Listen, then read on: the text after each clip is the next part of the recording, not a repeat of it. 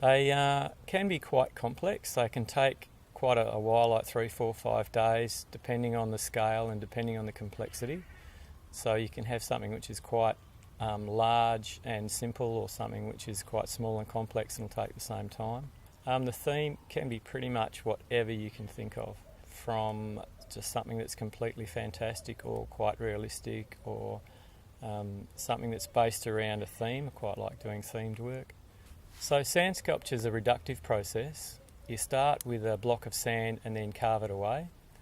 To build the block of sand, you need formwork. So you build the first base layer of formwork, add some sand, some moisture and compaction in layers until you get a really solid block of sand surrounded by formwork.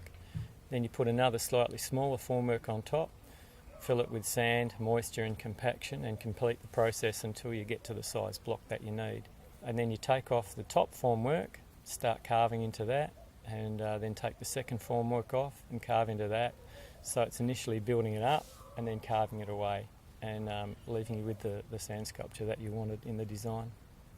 You have to use a right kind of sand. You can use a different variety of kinds of sand, but it has to be something with a bit of clay or lime or something in it that holds the sand together. In WA, if you use beach sand, the beach sand's really pretty gutless and it tends to fall apart. You can only get a small amount of time out of it before it falls down, and you can't get a lot of detail or a lot of height in it.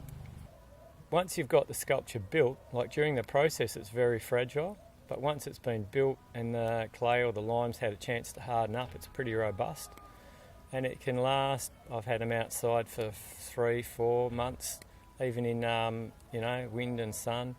They'll still last pretty well. Even a little bit of rain, it's usually okay.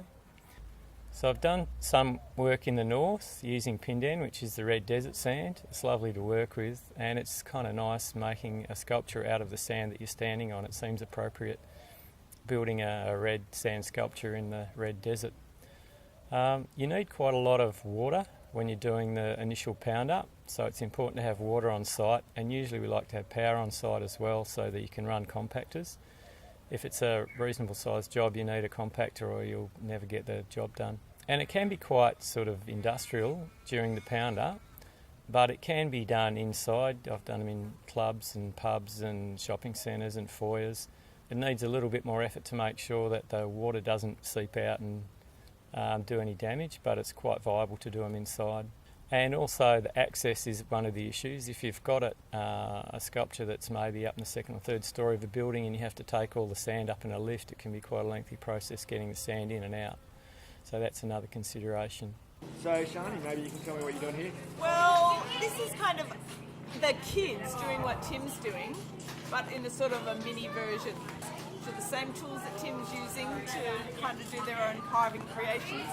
They tend to last about 15 seconds before they decide that jumping on them is much more fun. So with the little toddlers who get a kind of free play area, and then those that are a bit older get to learn some techniques. Yeah, it's fun.